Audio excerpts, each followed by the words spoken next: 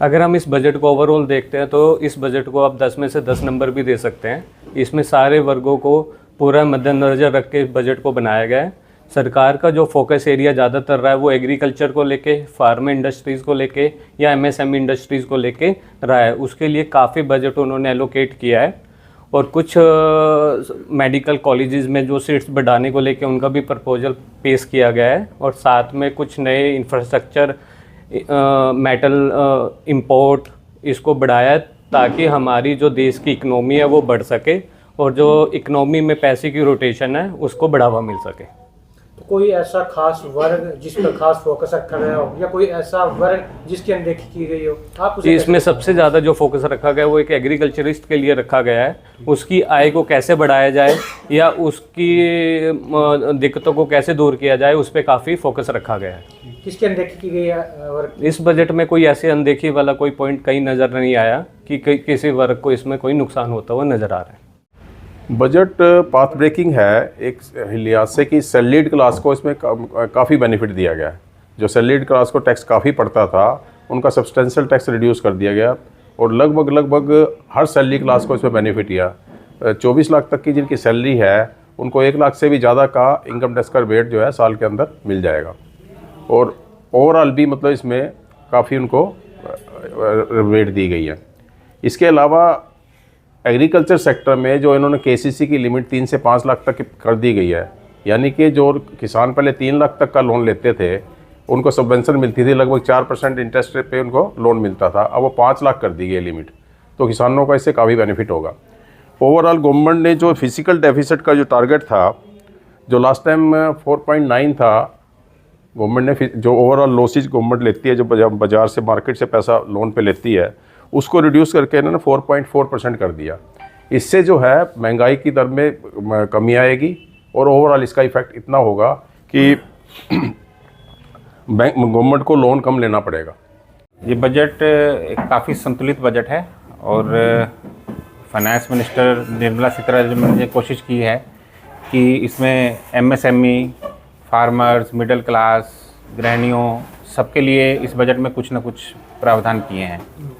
जो सबसे बड़ी घोषणा जो फाइनेंस मिनिस्टर मैडम ने की है वो मिडिल क्लास के लिए कंजम्पशन के ऊपर उन्होंने जोर दिया है। इसकी वजह से 12 लाख रुपए तक की इनकम तक टैक्स की जीरो कर दिया उन्होंने, और अगर कोई सैलरीड एम्प्लॉय है तो उसको 75,000 रुपये की अलग से स्टैंडर्ड डिडक्शन मिलती है। तो सैलरीड एम्प्लॉय के लिए 12,75,000 रुपये तक की इनकम को बिल्कुल टैक्स फ्री कर दिया गया है।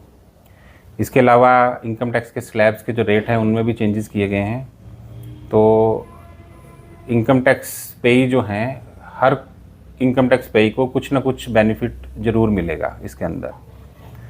दूसरा, इसके अंदर जो इनकम टैक्स में और चेंजेस किए गए हैं उसके अंदर एक तो पहले एक मकान तक की इनकम की एनुअल वैल्यू 0 मानी जाती थी, अब वो उसकी लिमिट 1 मकान से करके 2 मकान तक कर दी गई है।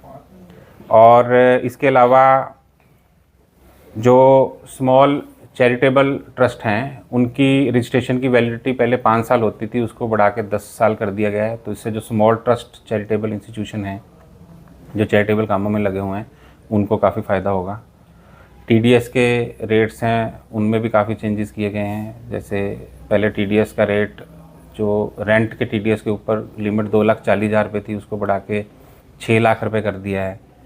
और टीसीएस जो सेल्स ऑफ गुड्स के ऊपर था उसको हटाने की बात की गई है। इसके अलावा जो एजुकेशन पर्पज़ से बाहर रेमिटेंस की जाती है उसके ऊपर जो टीसीएस है उसको हटा दिया गया है। और जो लिबरलाइज स्कीम में टीसीएस कटता था बाहर पैसा भेजने में, उसकी लिमिट को 7 लाख से बढ़ा के 10 लाख कर दिया गया है।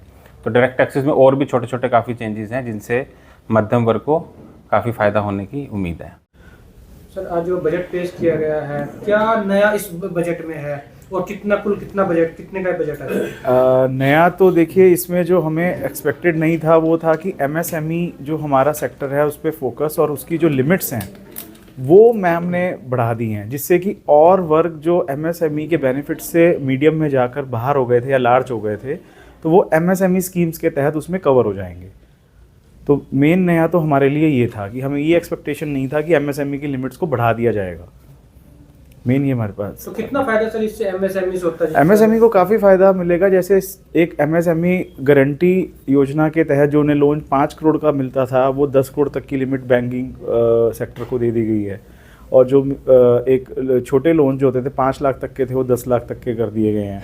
और जो बहुत इंटरेस्ट सबवेंशंस हैं एमएसएमई को मिला करते थे, तो एमएसएमई की लिमिट बढ़ाने के साथ वो और वर्ग जो इसमें आ जाएंगे एमएसएमई में, और इंडस्ट्रीज जो इसमें आ जाएंगी, उसको वो इंटरेस्ट सबवेंशन जो स्कीम्स वगैरह है उनका बेनिफिट मिलेगा।